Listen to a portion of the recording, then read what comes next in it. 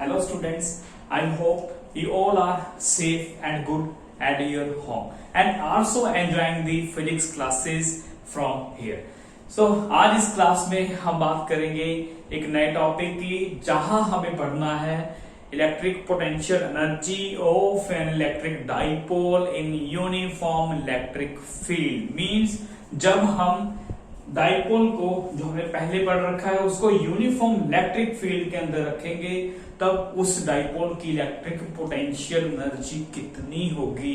We have to find its expression now. ठीक है, सो ऐसा ही मिलता जुलता सा हम एक एक्सप्रेशन टॉर्क का पहले भी लास्ट क्लासेस में कर चुके हैं जब हमने उसका नाम था टॉपिक का torque acting on a dipole when placed in uniform electric field. जब हम इसी डाइपोल को इसी पोजीशन में यूनिफॉर्म इलेक्ट्रिक फील्ड में रखेंगे तब उस पर क्या लगता है, एक टॉर्क लगता है। ठीक है, टॉर्क लगता है, क्यों लगता है, थोड़ी सी ब्रीफ में इंट्रोडक्शन मैं आपको बता देता हूं इसी क्लास में। तो देखिए ये डाइपोल पता है आपको क्या होता है, dipole pair of two equal and opposite charges minus q plus q separated by some distance. ठीक है, और डाइपोल का हमने नाम क्या रख दिया, ए बी।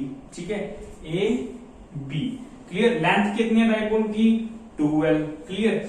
और what is P, very good, what is P, P is a dipole movement. ठीक है, this is electric dipole movement that is defined as product of magnitude of charge and length of the dipole. This is called your electric dipole movement. ठीक है, ये भाई साहब पहले हम पढ़ चुके हैं। ठीक है, तो फिर भी थोड़ा सा ब्रीफ में आपको बता दे रहा हूं यहाँ पे। So this is electric dipole movement and it is a vector quantity having direction is fixed from negative charge to positive charge. Clear? इसकी जो डायरेक्शन है that is always this direction is from negative to positive charge. ये याद रखिए आप, ये देखिए ये नेगेटिव टू पॉजिटिव चार्ज की डायरेक्शन है पी डाइपोल मूवमेंट की, और यही तो है इसकी डाइपोल की डायरेक्शन। कौन शो करता है, इलेक्ट्रिक डाइपोल मूवमेंट ही तो शो करता है। सो this is what, this parallel lines having same length, है ना, एरो की लेंथ भी क्या होनी चाहिए, सेम होनी चाहिए, पैरेलल लाइंस होनी चाहिए, that is called your uniform electric field. ठीक है, आप कहीं भी देखिए, यहां देखिए, यहां देखिए, यहां कहीं भी इस ब्लैक लाइंस के ऊपर कहीं भी आ जाइए, आपकी इलेक्ट्रिक फील्ड की वैल्यू कितनी रहेगी, फिक्स रहेगी, कांस्टेंट रहेगी, और डायरेक्शन तो आपकी है ही constant. So this is called your uniform electric field. So हमने कुछ नहीं किया, ये डाइपोल लिया, डाइपोल को यूनिफॉर्म इलेक्ट्रिक फील्ड के अंदर रख दिया। कहां रख दिया, एट एन एंगल थीटा।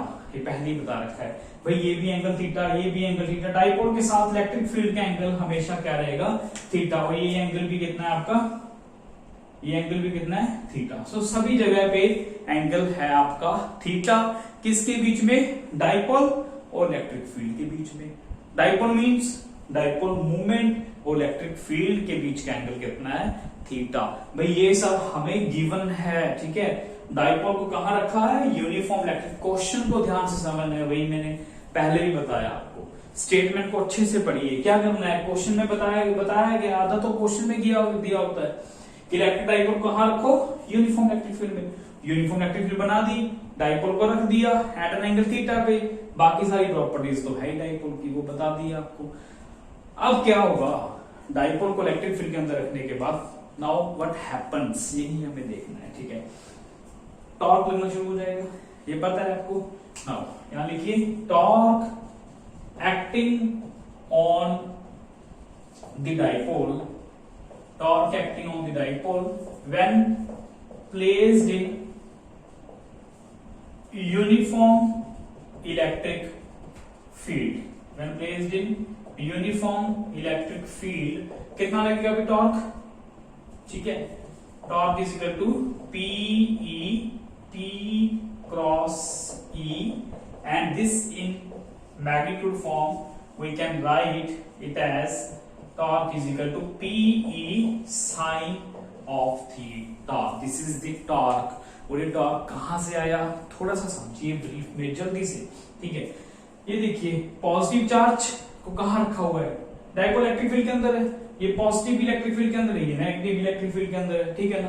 तो जब चार्ज को हम electric field, external electric field के अंदर रखते हैं तो उस इलेक्ट्रिक फील्ड चार्ज के ऊपर क्या लगाती है, फोर्स लगाती है, and that force is given by, very good, that force is given by F is equal to QE। ये हमारा प्रीवियस क्लासेस का फॉर्मूला है, वेरी बेसिक फॉर्मूला है, ठीक है।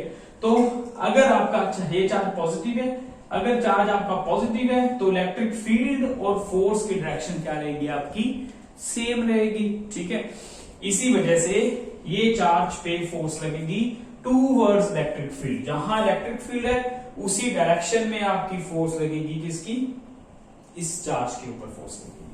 क्लियर बेटा, यहां आ जाइए, इसके ऊपर भी तो फोर्स लगेगी, क्योंकि ये चार्ज भी तो कहां रखा हुआ है, एक यूनिफॉर्म इलेक्ट्रिक फील्ड के अंदर इधर रखा हुआ है, और यहां पे फोर्स लगेगी, मैं पहले बना दे रहा हूं तो सब बाद में समझाता हूं। F is equal to minus QB, भाई फॉर्मूला तो वही रहेगा, F is equal to QE।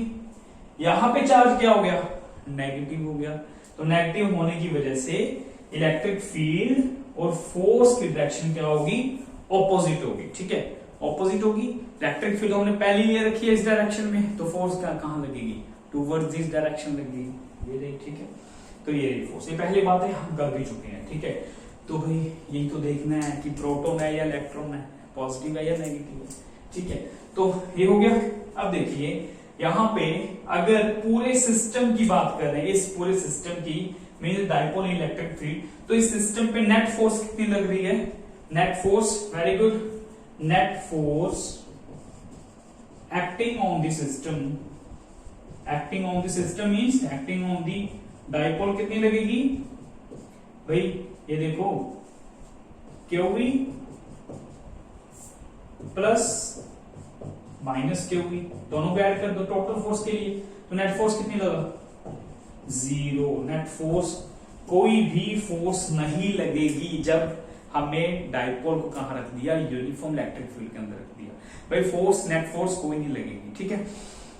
But क्या लगेगा फिर क्या होगा, यहाँ पे कोई फोर्स नहीं लग रही तो क्या होगा, यहाँ पे भाई टॉर्क लगेगा, ये हमने ये पहले ही लिख के रखा हुआ है, और ये एक्सप्रेशन कैसे आया ये प्रीवियस क्लास में देखना, ठीक है। तो ये रहा आपका डाइपोल, ठीक है, at an angle theta with electric field, ठीक है। तो यहां पे फोर्स लग रही है इस डायरेक्शन में, यहां पे फोर्स लग रही है इस डायरेक्शन में, और दोनों फोर्स की वैल्यू क्या है आपकी, सेम, QE, सिर्फ फर्क इस चीज का है, डायरेक्शन का डिफरेंस है। तो अगर ये फोर्स ज्यादा होती तो इधर जाता डाइपोल, अगर ये ज्यादा होती तो इधर आता, ऐसा कुछ नहीं है, दोनों फोर्सेस इक्वल लग रही हैं, बट इक्वल फोर्स लग रही है, आप सोचोगे सर ये कैंसिल हो जाएंगी, इक्वल एंड ऑपोजिट फोर्सेस, बेटा नहीं, ये कैंसिल नहीं होगी, क्योंकि बॉडी के डिफरेंट पॉइंट्स ऑफ एक्शन पे फोर्स लग रही है, एक फोर्स यहां लग रही है, दूसरी फोर्स यहां लग रही है। अगर बॉडी के सेम पॉइंट पे दोनों फोर्सेस लग रही होती तो हम कैंसिल कर देते, but now one force is acting here and second force is acting here, so this two forces, this pair of forces at different points produces the torque movement of couple। ये क्या produce कर देगी, torque produce करेगी body में, और आपकी body यहां पे ही रहेगी, बट इसको इधर खींचो उसको उधर खींचो तो क्या हो जाएगा, डाइपोल रोटेट होना स्टार्ट हो जाएगा, और ये यहां से यहां तक ही रोटेट करेगा, जैसे ये आपका मार्कर है, ठीक है। तो यहां तक ही रोटेट करेगा। अब क्यों रोटेट करेगा यहां तक, वो हम केसेस में समझ लेते हैं। यहां से कैसे एक्सप्रेशन आया वो प्रीवियस क्लास में देखना, पता चल गया टॉर्क लग रहा है डाइपोल पे। तो इस भाई ये समझाने का मतलब अभी यहाँ पे हमें जाना है, ये समझाने का मतलब क्योंकि इसको हमने इसके एक्सप्रेशन में यूज करना है तो थोड़ा सा जरूरी था, ठीक है। क्योंकि बेसिक्स नहीं क्लियर हुए तो हम एक्सप्रेशन ड्राइव करके क्या करेंगे, ओके। तो चलिए आइए, ओके, पी साइन थीटा, तो यहां पे लिखिए case one if theta is 0 degree, very good, if theta is 0 degree then torque कितना लगेगा, 0। कौन सी पोजीशन है, इस मार्कर के ब्लैक वाले कैप वाले एंड को इस इलेक्ट्रिक फील्ड की डायरेक्शन में रखेंगे तो उसको पैरेलल पोजीशन मानना है, ठीक है। सो this is a parallel position, यही एंगल है। अगर डाइपोल आपका यहाँ पे है तो एंगल थीटा है। अगर डाइपोल यहाँ पे आ गया मींस पी वेक्टर और ई वेक्टर दोनों सेम डायरेक्शन में हो गए तो डाइपोल तो एंगल कितना हो गया, 0 डिग्री नहीं हो गया दोनों, ठीक है, पैरेलल हो गए, एंगल 0 हो गया। एंगल 0 साइन 0 कितना होता है, 0। भाई this is called a position of your stable equilibrium, ठीक है, स्टेबल इक्विलिब्रियम। ये स्टेबल इक्विलिब्रियम की पोजीशन है बेटा, ठीक है। यहां पे डाइपोल आपका स्टेबल रहेगा। मान लीजिए ये डाइपोल आपके स्टूडेंट है, एक ही है, कितने भी रखो सभी के साथ ऐसा ही होगा। क्लास में स्टूडेंट है वो आपका डाइपोल है, टीचर है वो आपकी इलेक्ट्रिक फील्ड है। सारी फिजिक्स में ऐसे यूज करके चलो, क्लास में टीचर आ गया, इलेक्ट्रिक फील्ड लग गई तो डाइपोल कहां जाएगा, टीचर की डायरेक्शन में अलाइन हो जाएगा, ठीक है। ये तो काम है, मींस टीचर की डायरेक्शन की तरफ हो गया वो, ठीक है। सो डाइपोल अलाइन हो गया टुवर्ड्स दी टीचर, ठीक है। Teacher is your electric field and this dipole is student. Clear बेटा? तो ऐसे ज्यूम करके चलिए, माइंड में छोटी छोटी बातें हैं, बेसिक रम से क्लियर हो जाएंगे, नो इश्यू, ठीक है। सो स्टेबल इक्विलिब्रियम है। स्टेबल क्यों है पता है? स्टेबल इसलिए है क्योंकि अगर मैं ये तो यहां पे आ गया केस 1 में वहां तक, ठीक है, इसको मैंने नाम दिया स्टेबल इक्विलिब्रियम का। क्यों? क्योंकि भाई अगर मैं यहाँ पे इस डाइपोल को, मान लीजिए इसका फ्रेंड कोई स्टूडेंट इसको खींच के लेके जा रहा है, तुझे जाएगा नहीं क्योंकि टीचर भी क्लास में है, तो फिर से ये ऐसे ही आ जाएगा। मैंने इसको किसी भी पोजीशन में आप हिला करके मूव करो, डिस्टर्ब करो तो ये डिस्टर्ब हो जाएगा, पर जैसे इसको छोड़ोगे ना तो ये इलेक्ट्रिक फील्ड की तरफ फिर से भागा आएगा। Clear? So this is shows that this position for the dipole is stable position. ये डाइपोल आपका यहां रहना चाहता है, ठीक है। और इसी पोजीशन को और इलैबोरेट करेंगे यही इस टॉपिक में, इसी क्लास में। थोड़ा पेशेंस रखिए, वेट कीजिए, ठीक है बेटा। तो ये रहा हमारा स्टेबल इक्विलिब्रियम। अब बात कीजिए केस नंबर 2 की। अब केस नंबर 2 में आप ले लो थीटा 90 डिग्री, तो टॉर्क कितना लग रहा है, देखिए साइन 90 मान होता है, this is P means this is maximum torque. क्या है ये? Maximum torque. भाई मैक्सिमम टॉर्क का मतलब ये तो मेरे थीटा पे रखा हुआ है ना, so this angle is theta. Maximum torque means अगर मैं इसको 90 डिग्री पे रखूं, P और E के बीच एंगल 90 डिग्री, तो यहां पर टॉर्क मैक्सिमम लगेगा, ठीक है, क्योंकि इसको यहां से घूम के यहां तक आना पड़ेगा, ठीक है। Next case number 3, if theta is 180 degree, ठीक है, then torque becomes again 0, torque फिर से 0 हो जाएगा, but this is the position of your unstable equilibrium, ठीक है बेटा, ये unstable equilibrium की पोजीशन है। कैसे है ये देखिए, 180 मींस मैंने कहा था marker, if marker is cap of the marker is towards electric field, then it's parallel position. Anti-parallel means dipole आपका ऐसे हो गया। अगर डाइपोल आपका ऐसे हो गया ना, so this is the position 180 angle हो गया, क्योंकि इलेक्ट्रिक फील्ड आपकी हो रही, डाइपोल मूवमेंट ये रही, एंगल कितना हो गया 180 का, साइन 180 अगेन 0, टॉर्क 0 हो गया। ये अनस्टेबल इक्विलिब्रियम है। क्यों अनस्टेबल है? क्योंकि मैं इस पोजीशन में इस डाइपोल को जब भी डिस्टर्ब करूंगा, चेक करने का स्टेबल अनस्टेबल चेक करने के एक ही तरीका, उसको डिस्टर्ब कर दो। अगर डिस्टर्ब करके उसी पोजीशन में वापस आ गया तो वो स्टेबल है, अगर नहीं आया तो वो अनस्टेबल है। जैसे इसको मैं डिस्टर्ब करूं तो ये डिस्टर्ब करने के बाद ये डिस्टर्ब कर दिया, डिस्टर्ब करने के बाद ऐसे ही वापस नहीं आएगा, ये घूम के ऐसे हो जाएगा, यहां आके स्टेबल होगा, क्योंकि इसकी स्टेबल पोजीशन ही यही है भाई, ठीक है। तो ये पोजीशन है आपकी 180 वाली अनस्टेबल पोजीशन है, ठीक है बेटा, फुली अनस्टेबल पोजीशन। तो ये टॉर्क की छोटी सी इंफॉर्मेशन, बेसिक सी, ये जरूरी थी पोटेंशियल एनर्जी के एक्सप्रेशन के लिए। तो चलिए केसेस को हटाइए, अब आ जाइए अपने मेन टॉपिक पे जो हम पढ़ रहे हैं, जिसका एक्सप्रेशन हमें चाहिए। अब देखिए टॉर्क तो आ गया, एक्सप्रेशन किसका चाहिए? पोटेंशियल एनर्जी का एक्सप्रेशन। भाई एनर्जी के एक्सप्रेशन के लिए मुझे किसका एक्सप्रेशन कैलकुलेट करना पड़ेगा? Work done. ठीक है, work done by the electric field in rotating the dipole. ठीक है, तो भाई जैसे हमें पता है, नाउ लिखिए यहाँ पे small amount of work done, small amount of work done in rotating, पता चल गया रोटेट हो रहा है, in rotating the dipole, very good, through small angle D theta.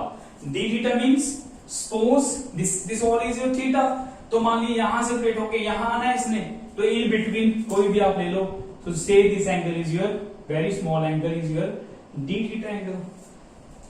क्यों लेना है भाई? क्योंकि हमें वर्क डन का फॉर्मूला क्या होता है? Very good, F dot ds ही तो होता है।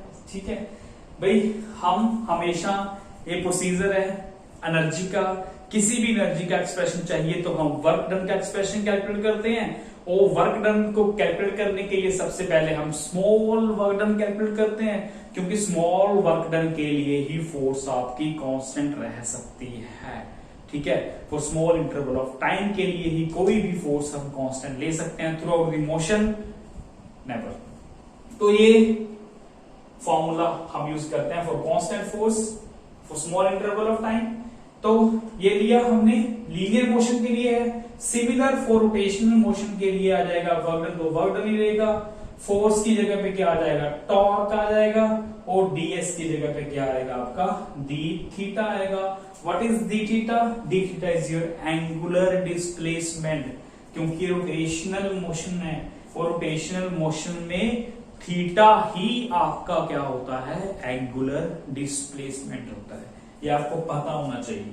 So small amount of work done rotating the dipole through small angle D theta, पहले स्मॉल का निकालते हैं, दैट इज योर टॉर्क, तो पता ही है टॉर्क है, this is your D theta, F ds torque D theta, linear force, rotational force. ठीक है, तो यहां पे वैल्यूज पुट करो, टॉर्क की वैल्यू कितनी है? PE sin theta d theta, ये आ गया small amount of work done. अब क्या चाहिए मुझे? Total amount of work done चाहिए, ये हम इरेज कर देते हैं, ये मुझे नहीं चाहिए। ठीक है, तो स्मॉल के बाद क्या करना है हमें? Total, for total amount of work done, total amount of work done. भाई समझाने में समय लगता है, एक बार समझ आ गया तो लिखने में तो 10 मिनट का काम भी नहीं होता। Total amount of work done क्या करेंगे हम? इंटीग्रेशन करेंगे, सो इंटीग्रेट, यही तो प्रोसीजर है हमारे पास, यही तो मैथमेटिक्स का यूज है, sine theta d theta. Okay, so ये रहा। ओके, टोटल ये इंटीग्रेशन करने के बाद W आ जाएगा, टोटल वर्क डन आ जाएगा। टोटल वर्क डन कहां से कहां तक, ये समझिए।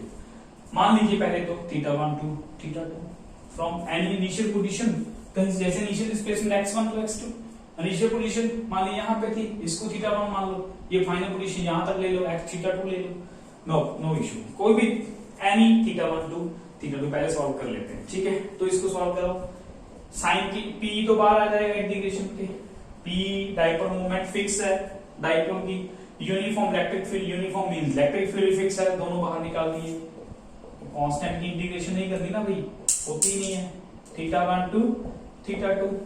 ठीक है, तो सॉल्व करो इसको, वेरी गुड। साइन की इंटीग्रेशन क्या होती है? वर्क डन कितना आ गया? PE as it is, sine की integration minus cos theta, limit from θ1 to θ2। Solve करो अगेन, माइनस p, माइनस बाहर निकाल लो, लिमिट पुट कर दो, upper limit minus lower limit, cos θ2 minus बाहर चला गया, cos θ2 माइनस cos θ1। तो ये हमारा एक्सप्रेशन आ गया for any two positions, general expression. ठीक है, बट हम इसको भी थोड़ा इलेबोरेट करना है, व्हाट इज θ1, व्हाट इज θ2, ये समझिए। भाई θ1 देखिए, initial position θ1, final position θ2।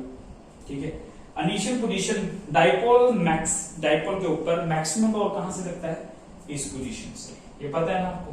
So this is your initial position, से θ1 इनिशियल पोजीशन है, so theta one is 90 degree. ये initial position theta one dipole के, ये डाइपोल अभी जिसको मैं घुमा रहा हूं बार बार मार्कर से, तो ये डाइपोल है, 90 डिग्री एंगल होगा इलेक्ट्रिक फील्ड के साथ। और लेकर के कहां तक आना है, लेकर के कहां तक आना है, अगर तो मैं यहां से वैसे तो आएगा तो जीरो की तरफ, जब तक एंगल जीरो नहीं हो जाता। अगर जीरो तक लेके आना है तो वो हमारा एक स्पेशल केस हो जाएगा, ठीक है। पर हमें स्पेशल नहीं करना, पहले जनरल एक्सप्रेशन करते हैं, बाद में थीटा की वैल्यू जैसे टॉर्क का किया केसेस करते हैं, ठीक है। तो हमें ये 90 तो फिक्स है, अगर यहां कहीं भी ले आओ, से इस डाइपोल की पोजीशन तक ही ले आओ आप, मींस यहां से इस पोजीशन से ये 90 डिग्री से ये ब्लू वाला डाइपोल यहां थीटा एंगल तक ले आओ। हम जनरल एक्सप्रेशन ड्राइव करने के लिए थीटा ले रहे हैं, बट फाइनल जाएगा तो ये यहां, ठीक है, जाएगा तो पैरेलल, जब तक पैरेलल नहीं आ जाता, जब तक इलेक्ट्रिक फील्ड की डायरेक्शन में नहीं आ जाता तब तक जाएगा। तो पुट कर दो उस वैल्यूज को for general expression, cos theta minus theta one क्या होता है 90 डिग्री, वेरी गुड, ठीक है। सॉल्व करो, माइनस पीई और cos 90 कितना होता है आपका 0, तो ये एक्सप्रेशन आ गया, work done is equal to minus PE cos theta. And यहां पे लास्ट लाइन आपको ऑलवेज लिखनी है, क्योंकि हम एक्सप्रेशन ड्राइव कर रहे हैं एनर्जी का, किया हमने वर्क डन का, this work done on the dipole will store as electric potential energy of the dipole, ठीक है। दैट इज कितना आएगा, work done is equal to potential energy is equal to minus PE cos theta. ये आपका potential energy का general expression हमें मिल गया, ठीक है बेटा। तो ये था एक्सप्रेशन की बात, जनरल एक्सप्रेशन की, पोटेंशियल एनर्जी की, इस डाइपोल की, ठीक है। Okay, so this work will store as potential energy of dipole, means you हमारा आ गया माइनस पीई cos थीटा। और आपको ये भी पता है P इसको हम ले सकते हैं, बिकॉज P भी वेक्टर है, E भी वेक्टर है, तो cos थीटा की वजह से क्या आ गया, ये डॉट प्रोडक्ट है, A B cos थीटा, ठीक है। सो this is the final expression for your electric potential energy of the dipole. अब ये नेगेटिव का मतलब ये नहीं है कि ये हमेशा नेगेटिव है, ये पॉजिटिव भी हो सकती है, केसेस में आएगी। केस कीजिए, केस वन सेम ऐसे, if theta is 0 degree, put करो, थीटा अगर 0 है तो cos 0 कितना होता है, वेरी गुड, cos 0 डिग्री कितना होता है भाई 1, ठीक है। So this energy is negative. अभी इसको होल्ड रखिए, इसके बारे में कुछ समझाना है आपको, बहुत ही इंपॉर्टेंट है, थोड़ा केमिस्ट्री भी टच करना है बीच में, थोड़ी सी स्टेटमेंट केमिस्ट्री की, ठीक है। थीटा ले लो 90 डिग्री, पुट कीजिए minus PE cos 90, what is cos 90 कितना होता है 0, so this becomes 0. Last third case if theta is कितना 180 degree, then potential is minus PE cos 180, और cos 180 की वैल्यू कितनी होती है -1, ठीक है, और माइनस माइनस हो जाएगा प्लस, ये देखिए एनर्जी प्लस में आ गई आपकी, ठीक है। ओके बेटा, सो ये जनरल एक्सप्रेशन, ये फाइनल केसेस। अब देखिए, अब आपको पता है कि ये पोजीशन थीटा 0 वाली कौन सी पोजीशन है, टॉप में किया था पढ़ाया अभी आपको, स्टेबल पोजीशन। ये कौन सी है, अनस्टेबल पोजीशन। अब देखिए ऐसा ही कुछ यहां पे है, सो this is the position of stable equilibrium. कैसे, वो तो वहां से पता चला था टॉप से, और यहां से कैसे पता चलेगा, क्योंकि पोटेंशियल एनर्जी आपकी क्या होगी नेगेटिव। और तीनों केसेस में से मिनिमम एनर्जी किस केस की है, दिस केस की। सो this is the case of minimum energy. अगर केमिस्ट्री की well non most popular statement है मिनिमम एनर्जी मैक्सिमम स्टेबिलिटी, ठीक है। मैक्सिमम स्टेबिलिटी मतलब minimum energy, maximum stability energy minimum कैसे पता चलता है? तीनों केसेस को कंपेयर करने के बाद सबसे कम कौन सी है? नेगेटिव वाली। Minimum energy, maximum stability and means this is the position of your stable equilibrium, ठीक है। ये पोटेंशियल एनर्जी से ऐसे पता चला, सेम वैसे ही जैसे आपका टीचर क्लास में है। कौन सी पोजीशन है? ये भी डाइपोल आपका कहां पे है? पैरेलल पोजीशन पे है, ठीक है। और ये कौन सी पोजीशन है? जब टीचर आपका क्लास में है और सभी स्टूडेंट्स टीचर की तरफ हो गए, टीचर की तरफ अलाइंड हो गए, ठीक है, तो उनकी एनर्जी खत्म हो गई और स्टेबिलिटी उनकी बढ़ गई, ठीक है। टीचर अगर क्लास में ना हो तो स्टूडेंट्स इधर उधर भागते हैं, उनके पास बहुत एनर्जी होती है, ठीक है, और वो अनस्टेबिलिटी बढ़ जाती है क्लास की। तो टीचर क्लास में है, टीचर की तरफ डाइपोल अलाइन हो गए, मींस स्टेबिलिटी बढ़ गई, ठीक है। सो दिस इज मैक्सिमम स्टेबिलिटी और एनर्जी डाइपोल की कम हो गई, तभी तो स्टेबल हुआ। जिसके पास एनर्जी होगी वही भागेगा ना इधर उधर, ठीक है। तो stable, minimum energy, stable equilibrium. और लास्ट केस में ये आपको पता है अनस्टेबल इक्विलिब्रियम की पोजीशन है, और तीनों में से सबसे ज्यादा एनर्जी किस केस की है? जीरो, पॉजिटिव ये रही, ठीक है। ये कुछ ना कुछ तो होगी इनकी वैल्यूज, ये वैल्यूज हमेशा पॉजिटिव होंगी, ठीक है। सो पी ये वैल्यू मतलब ये कौन सी एनर्जी पोजीशन है आपकी? मैक्सिमम एनर्जी की पोजीशन है, ठीक है।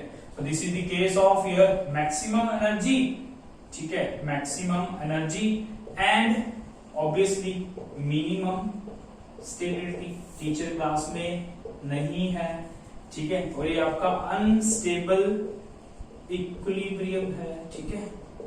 भाई टीचर क्लास में नहीं है तो स्टूडेंट्स इधर उधर रैंडम डायरेक्शंस में होंगे, तो उनके पास एनर्जी बहुत होगी पर स्टेबिलिटी कम होगी, ठीक है। और ये पोजीशन कौन सी है? इलेक्ट्रिक फील्ड इधर है, स्टूडेंट्स आपके इधर है, टीचर क्लास से बाहर है, सिंपल, ठीक है। तो ये आपका ये वाली कौन सी है आपकी? यहाँ पे टॉर्क लगता है मैक्सिमम, तो एनर्जी तो है ही नहीं यहाँ पे, ठीक है, क्योंकि अभी रोटेशन स्टार्ट नहीं हुई तो एनर्जी है ही नहीं, ठीक है। तो नो एनर्जी, ओके। तो ये भी क्लास थी हमारी पोटेंशियल एनर्जी और टॉर्क की मिक्स क्लास, ठीक है। और टॉर्क का जो एक्सप्रेशन है वो पहले लास्ट क्लासेस में कराया आपको, अच्छे से वो करके आना, तभी ये समझ में आएगा भाई, ठीक है। तो उम्मीद है कि आप क्लासेस आपको समझ में आ रही हैं, अच्छा लग रहा है आपको। So till then good luck, be happy, enjoy your days at home, thank you.